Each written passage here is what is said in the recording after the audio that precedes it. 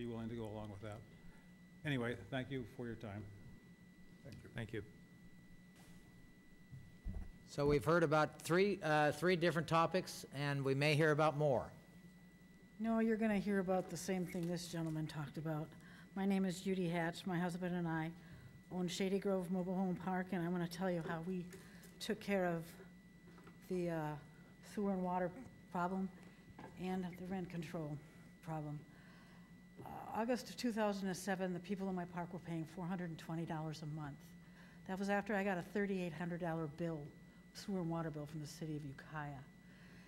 Okay, I had a meeting with my tenants, and it was decided at that time that we would divide this bill. I have 38 spaces, that we would divide the next bill by 38 people, because there are 38 spaces in the park. They equally would pay the same. I don't care if there were 5 people in one mobile or 1 people in one mobile. That's the way it came out. Everybody was agreeable to that. Last month, they paid $10 less than they did in August of 07 because we passed through the water and sewer bill. But how I do it is I divide it by 38. They get a copy of the bill. They see exactly what I pay, they pay. They're happy. And when I circled the water bill in October, where it said the water rates were going up in November, they went back by over 100 units from October to November's use. I reminded them that their water rates were going to go up. Conservation is very important. And if you're going to do one of these ordinances, you ought to think about conservation, because let me tell you, my water bills now are $2,300 a month instead of $3,800 a month. It went down $1,500 because I gave the responsibility to the people in the park, not because I was raising the rent and passing it through. They got to see exactly what I pay, they pay. And it was very fair, and we've had no problems. Last year I had a modest 4% rent increase, and they're still paying less than they were in August of 2007. So I'm being as fair as I can with my people. We have meetings all the time. And if there's a person from Herald Square had meetings with his people and let them come up with their suggestions, I don't think we would be here talking about these 2 extra ordinances tonight. Thank you. Thank you. If I may, I don't believe it's necessarily the Herald Square Park that has been the genesis of some of the problems. There's another park that the residents are quite unhappy with the management and how they've handled rent increases. I think that's what really got the ball rolling. Okay, So, thank you. sure. Thank you. Next comment, please sign in and try not to repeat what the previous speaker said. Good evening, honorable members of the City Council, and Merry Early Christmas. My name's Jessica Fong. I'm a senior at Developing Virtue Secondary School in the city of 10,000 Buddhas. And Just one second. Is everyone able to hear this speaker? Move the microphone closer. Sorry, I'm too short. Good evening, honorable members of the City Council. And my name's Jessica Fong. I'm a senior at Developing Virtue Secondary School in the city of 10,000 Buddhas. And I would like you to meet someone. This is Katie. Say hi, Katie. Now, as you can all see, Katie is not in fact alive. She's a stuffed bear, and I am her owner. That means I can do anything I want to her. I could deposit her in the nearest dumpster if I wanted to. I could tear her limbs off one by one if I wanted to. I could set her on fire and throw her off the nearest building if I wanted to. She's my property, and I have the right to treat her as I please. But what if Katie was alive? What if she was, say, a little kitten? Well, according to the law, the way it's worded, I'd still be her owner, which means I can do any of those terrible things, right? I feel that way. Even if they cause her fur to be burnt away, her limbs to be chopped off, her blood to pour out, technically it's still okay because she's still my property, and I can dispose of my property as I wish to. Well, I'm not the only one who thinks that way. A year ago, 2 teenagers put their pet hamster in the microwave because they thought that they wanted to see her running around the little plate inside. Bugsy, the hamster, was only microwaved for about 5 seconds, but 3 of her feet were burned and blackened, and she ended up chewing them off. Now she only has 3 stubs and 1 leg. How can anyone treat a hamster like that? That's so cruel. I think it's because they thought that they owned the hamster, just the way I own Katie here. If they had thought of themselves as guardians of the hamster, they would have been more considerate and not treated her like a toy. Another teenager in Santa Rosa also set fire to a kitten, Adam the cat.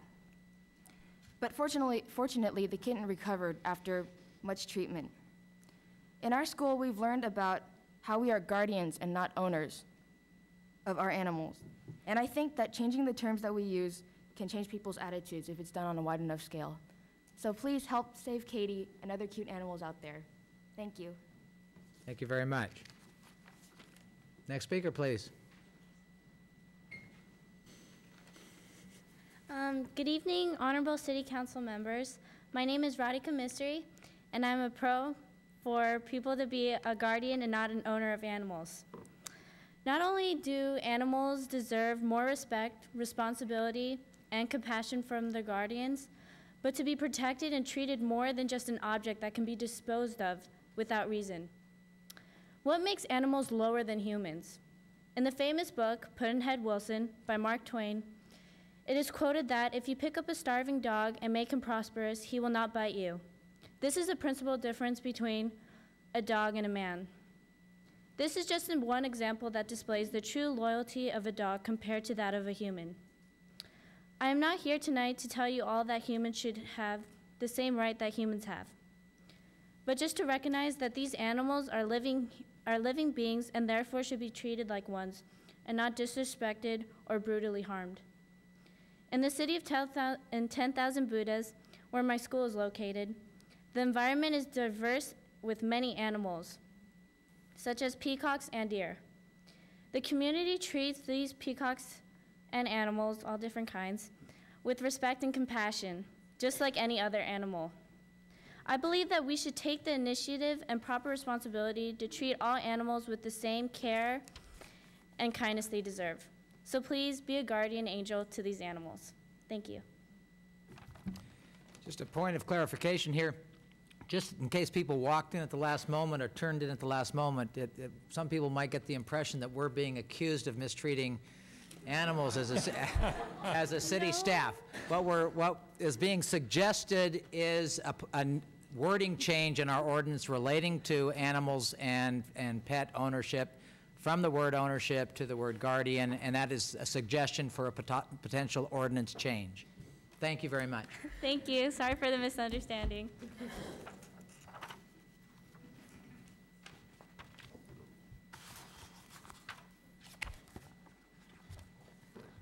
Good evening, members of the City Council. My name is Kim, and I am a student in UCAT. I would like to speak in support of the proposal to change the word owner to guardian in city ordinances related to companion animals. And I hope this can be put on the City Council's agenda as soon as possible. The reason is that when we think of animals as guardians, we tend to treat animals as individuals rather than objects.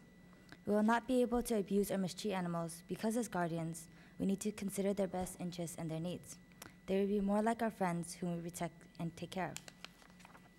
We have heard many horrifying stories of people, especially children, abusing animals and treating them like playthings without realizing that they have feelings and can feel pain, as Jessica Fong said earlier. It's really important to change our language in talking about animals in order to change our attitudes towards them. More and more cities, counties, and even the state of Rhode Island, a really puny place, have adopted the language of guardianship. Updating city codes to include the term guardian is a symbolic change that demonstrates a new attitude of public concern for the welfare of all animals. And I hope the city of Ukiah will follow suit. Thank you.